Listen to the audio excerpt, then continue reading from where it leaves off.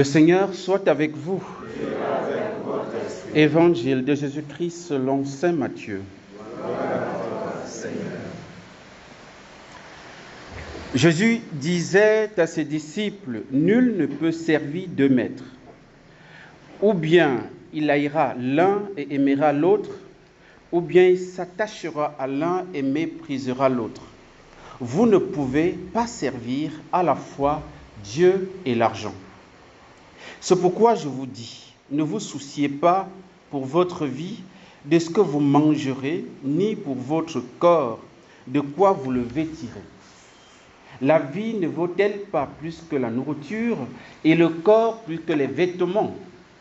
Regardez les oiseaux du ciel. Ils ne font ni semaille ni moisson. Ils n'amassent pas dans des greniers et votre Père céleste les nourrit. Vous-même ne valez-vous pas beaucoup plus qu'eux? Qui d'entre vous, en se faisant de soucis, peut ajouter une coudée à la longueur de sa vie? Et au sujet des vêtements, pourquoi se faire tant de soucis? Observez comment poussent les lys des champs. Ils ne travaillent pas, ils ne filent pas. Or, je vous dis que Salomon lui-même, dans toute sa gloire, n'était pas habillé comme l'un d'entre eux. Si Dieu donne un tel vêtement à l'herbe des champs, qui est là aujourd'hui et qui demain sera jeté au feu, ne fera-t-il pas bien davantage pour vous, hommes de peu de foi? Ne vous faites donc pas tant de soucis. Ne dites pas qu'allons-nous manger, ou bien qu'allons-nous boire, ou encore avec quoi nous habiller. Tout cela, les païens le recherchent. Mais votre Père céleste sait que vous en avez besoin. Cherchez d'abord le royaume de Dieu et sa justice, et tout cela vous sera donné par surcroît. Ne vous faites pas de soucis pour demain. Demain aura souci de lui-même, à chaque jour suffit sa peine. Acclamons la parole de Dieu. Jésus même, je le sais, il m'a cherché pour trouver, mon sauveur m'a racheté, il m'a donné le salut. Alléluia, alléluia, alléluia, alléluia, Jésus m'a sauvé. Alléluia, alléluia, alléluia, Jésus m'a sauvé.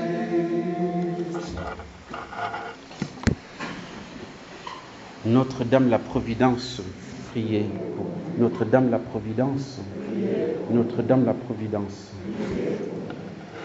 Frères et sœurs, l'évangile aujourd'hui est un texte majeur qui, s'il faut le disséquer pas à pas, il nous faudra prendre une semaine. C'est tellement riche, c'est tellement plein d'enseignements et de leçons, et ça dit tout en quelques mots. Et ce que Jésus dit là, lorsqu'il commence par dire « Nul ne peut servir deux maîtres à la fois », et c'est vrai, nous avons même un proverbe, je crois en français, qui dit « Nul ne peut suivre deux lièvres à la fois ». D'accord? Parce que si l'un va à droite, et l'autre à gauche, c'est compliqué. Si tu vas perdre les deux. Donc, il faut faire un choix. Il y a un choix radical à faire. Et donc, c'est la même chose, frères et sœurs. Et ici, Jésus met le doigt sur deux choses, deux dimensions. La dimension matérielle et la dimension spirituelle. Et j'ai envie de dire, dans l'une comme dans l'autre, il y a un maître. Il y a un maître qui commande, qui est à la base des biens qu'on peut acquérir sur le plan spirituel et des biens qu'on peut acquérir sur le plan matériel. Et c'est pourquoi Jésus pose le problème de deux maîtres. Voilà. Et ça va de soi que tout de suite, il va préciser de quoi il parle. Il va dire, vous ne pouvez pas servir à la fois Dieu et l'argent. C'est clair. Le maître du matériel, si on peut dire, c'est l'argent. Avec l'argent, on peut tout obtenir. Sur le plan matériel, je précise. Hein? C'est pas dire que c'est le maître, sur le plan matériel, on peut tout obtenir. Quand vous avez l'argent, pour vous offrir un voyage, je ne sais pas où, à Dubaï, à Washington, tout ce que vous voulez, en tout cas. Si vous avez de l'argent, vous pouvez aller sur la Lune même. Hein? Aujourd'hui, les gens vont sur la Lune, même sur Mars, les gens sont allés chercher pas sur Mars, mais en tout cas. Bon, donc si on a l'argent, on peut se permettre une grande villa, on peut se permettre une voiture telle qu'on veut, voilà. Avec l'argent, voilà. Le Seigneur nous met en garde. Et puis il va développer en montrant très bien que la vie, ici pas de la vie, il dit ne vous souciez, je vous dis, ne vous souciez pas pour votre vie ici, et pas de la vie humaine, en fait de la vie biologique précisément. D'accord, ne vous souciez pas de cette vie, de ce que vous mangerez, donc de ce que vous allez nourrir ces corps. Ne vous souciez pas de votre corps, de ce que vous allez porter comme habillement, etc., etc. Donc ça touche la dimension physique, la dimension matérielle, corporelle de l'homme. Et pour se nourrir, pour se vêtir, on a besoin de l'argent. Pour acheter ce dont on a besoin pour manger, pour acheter ce dont on a besoin pour s'habiller. Et le Seigneur le dit parce que c'est une question d'actualité à toutes les époques. Parce que nous sommes dans la course de l'argent pour être à l'abri du besoin. Pour avoir ce que nous avons, ce que nous voulons sur le plan alimentaire, pour avoir ce que nous voulons sur le plan vestimentaire et autres. Du confort et tout ça. Donc à toutes les époques, ce que Jésus dit là tient la route. Et le Seigneur nous dit, faites attention de ne pas déplacer le curseur là où il ne devrait pas être. Le plus important, ce n'est pas de nourrir sa vie humaine, d'avoir à manger à satiété. C'est important, mais ce n'est pas le plus important. Le plus important, ce n'est pas de se vêtir. C'est important, mais ce n'est pas le plus important. Il y en a plus important. Et le Seigneur attire notre attention sur ce qui doit passer avant le reste. Il dit, tout cela, les païens le recherchent. C'est-à-dire qu'ils les païens mettent en premier lieu le bien matériel parce qu'ils n'ont que ça en fait. Ils n'ont que ça. Ils ne connaissent pas autre chose. Or, l'homme est composé d'un corps et d'une âme. Nous sommes un composé extraordinaire, miraculeux, où Dieu a réussi à mettre ensemble le spirituel et le matériel. Et certains pères de l'Église pensent que le démon s'est révolté à cause de ça. Parce que nous avons la possibilité d'avoir une vie spirituelle, comme les anges, mais en même temps d'avoir une vie humaine, j'ai envie de dire une vie animale ou génitale, comme les animaux, de manière à ce que nous avons la capacité de procréer, ce que les anges ne peuvent pas faire.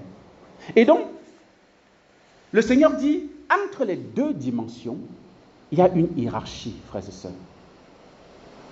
La hiérarchie, c'est la dimension spirituelle qui devrait commander le reste. C'est pourquoi nous ne devons pas vivre suivant nos passions. Je dois commander mes passions. Je dois commander ma manière, en fait, ce que sollicite mon corps. Si j'ai décidé de manger à midi et qu'à 11h j'ai faim, je dois dire à mon corps, tu attends midi. C'est ça, il faut que l'esprit commande le corps. On attend midi pour manger. Parce qu'on a mangé il n'y a pas longtemps, en fait. On a pris le petit déjeuner voilà, il n'y a pas longtemps. C'est vrai qu'il y a un creux, mais on attend midi. Parce qu'à midi, on doit manger avec les enfants, on doit manger avec telle personne. Bon, alors ils ne sont pas encore là, on attend. On ne brûle pas les étapes. Donc, sur la vie spirituelle doit commander notre corps, doit commander l'agir humain. C'est pour cela que le Seigneur dit, discernez pour savoir qui est votre maître. Vous ne pouvez pas servir les deux à la fois, ce n'est pas possible. Il faut choisir, il faut privilégier, il faut accorder la priorité à quelqu'un. Donc, entre l'argent et Dieu, qui est votre maître? Qui est notre maître, frères et sœurs?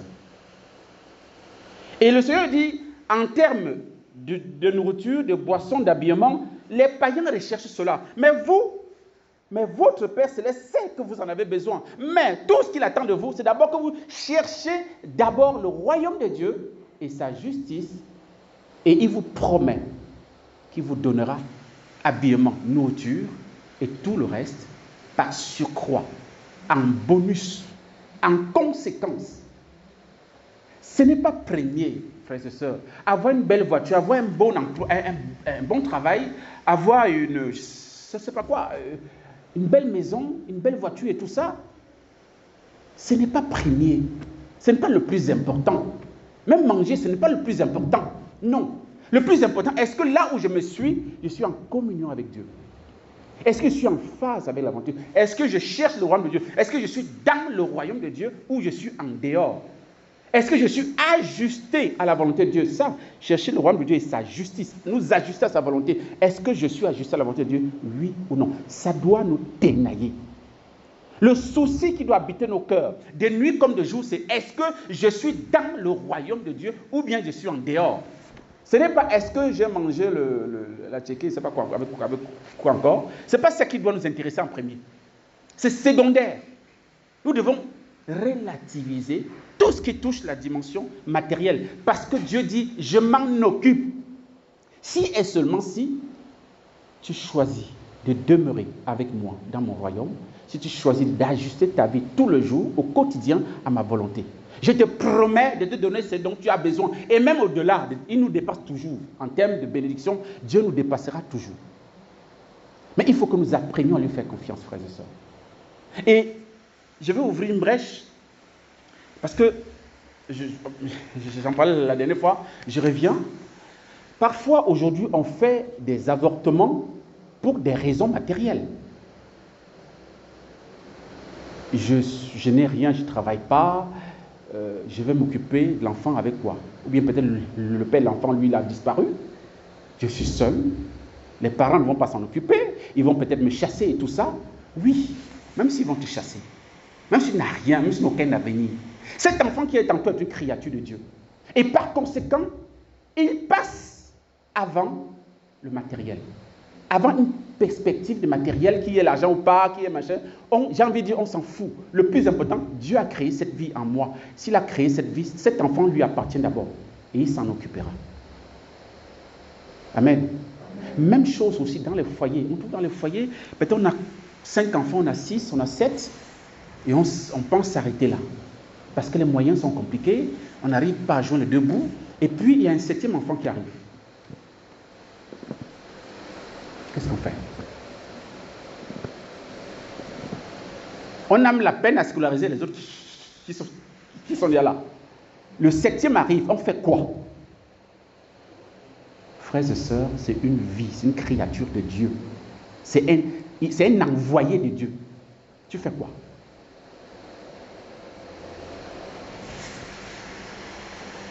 Ne vous faites pas de soucis pour demain. Demain aura souci de lui-même. Souviens-toi que cet enfant vient de Dieu. Souviens-toi que c'est lui qui l'a créé en toi. Tu dois, au nom de Dieu, par respect de la dignité de la vie humaine qui est supérieure à tout matériel, tu dois garder cet enfant. Dieu s'en occupera. C'est peut-être un enfant qui vient à travers un viol, à travers l'inceste, à travers beaucoup de choses. Je n'en sais rien. Il n'y a aucune raison qui tienne pour que cet enfant soit tué. Il n'y en a pas, ça ne tient pas. La vie humaine est absolue au-dessus de tout. Parce que nous sommes créés à l'image et à la ressemblance de Dieu. Et chacun de nous n'est pas un hasard.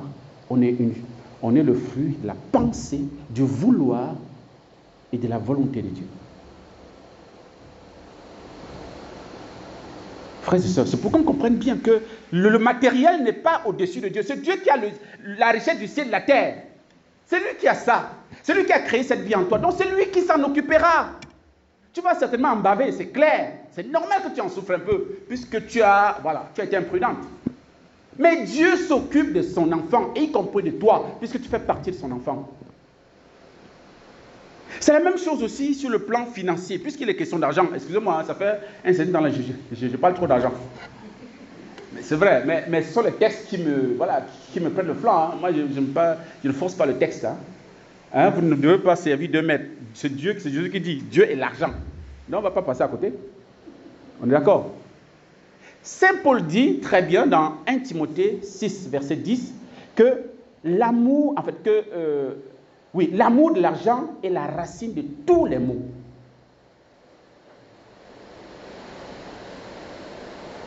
Et tout ça naît du souci du matériel.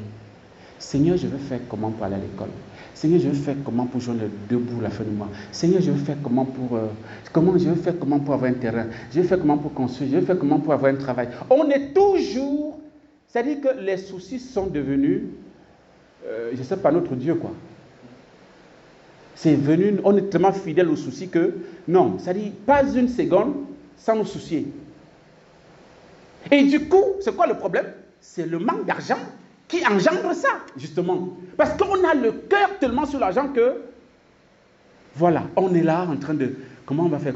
Et je disais, je ne sais pas si c'est bien ailleurs, le problème de Judas, c'est que Judas aimait Jésus. D'accord? Sinon, il ne serait pas avec Jésus. Il a tout plaqué, il a suivi Jésus pendant 3 ans. Ce n'est pas parce que, non, il aimait Jésus. Mais il aimait aussi l'argent. Mais sauf qu'entre les deux, bon, l'argent était un peu au-dessus, quoi.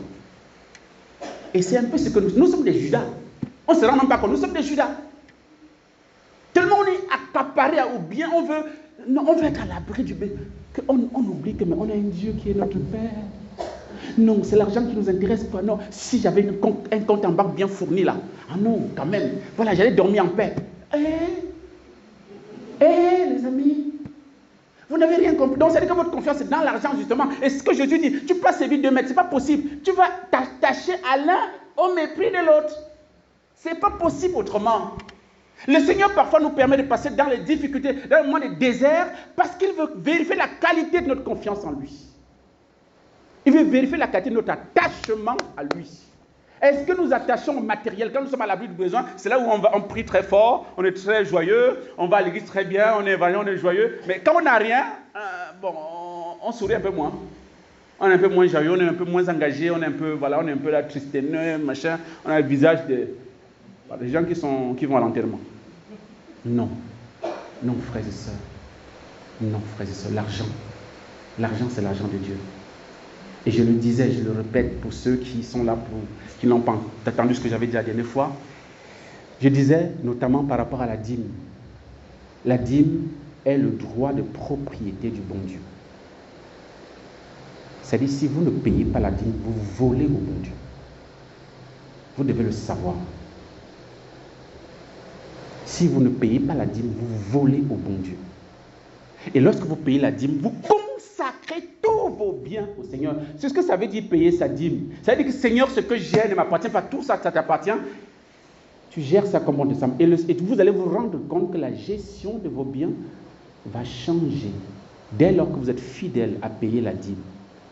La gestion des problèmes matériels que vous rencontrez va changer parce que vous avez fait confiance au Seigneur en payant ce qui lui revient de droit. Lorsque vous faites les durs, vous pensez que vous êtes intelligent. Vous dites au Seigneur, toi tu vois que vraiment j'ai des problèmes. Toi tu vois non? Tu vois que tu commences à négocier. Vous allez vous rendre compte que vous n'aboutissez à rien. Rien n'avance dans votre vie. Parce que vous volez Dieu. Vous ne lui faites pas confiance. Vous faites confiance à votre argent. Pas à Dieu. Non. Puisque vous faites tout pour garder. Mais faites confiance au Seigneur. Même si vous avez 10 millions. Vous avez 10 millions, 1 million revient au Seigneur. Vous fermez les yeux, vous donnez. Vous pouvez donner à 2 ou 3 prêtres, parce que comme vous voulez. Vous pouvez donner à un seul, vous pouvez donner à 2 ou 3 prêtres. Vous repartissez, mais vous donnez au Seigneur. Et je rappelle, c'est l'occasion de vous rappeler que la dîme se paie chez le prêtre. Pas chez un berger de groupe de prière, de fraternité. J'ai dit jamais. Pas chez un pasteur des églises énervées, là, c'est réveillé. Non. Chez le prêtre, c'est la Bible qui dit, c'est pas moi qui dis. Dans l'Ancien Testament, il y a plein de passages. Je citerai ici, s'il faut que je cite, on en l'embierait ici. C'est plein. Dans le Nouveau Testament, vous pouvez lire Hébreux chapitre 7, les 10 premiers versets. C'est au prêtre on paye sa dîme. Ce n'est pas à n'importe qui. Vous payez à quelqu'un. Ce n'est pas pour donner aux pauvres. Non, au prêtre. Aux pauvres, vous allez donner autre chose, mais pas la dîme. Il faut que bien que ce soit clair. Et faites-le. Vous serez bénis, frères et sœurs. Mais je vous assure, je ne sais pas comment vous le dire. Vous serez bénis. Dieu va s'occuper de vous parce que vous lui faites confiance. Vous lui donnez ce qui lui revient. Et ça veut dire que vous lui consacrez votre bien et il va veiller sur vous. En tout, même jusqu'au moindre détail. Ma mère adoptive, elle paye sa dîme jusqu'aujourd'hui. Et il y a quelques années, elle m'a raconté ça. Elle a décidé, en fait, elle a eu des problèmes à un moment donné. Puis elle s'est dit, écoute Seigneur, bon, je m'entends avec toi. C'est moi si je ne paye pas, mais je paye le mois prochain le double. Donc, elle n'a pas payé, donc les problèmes sont multipliés.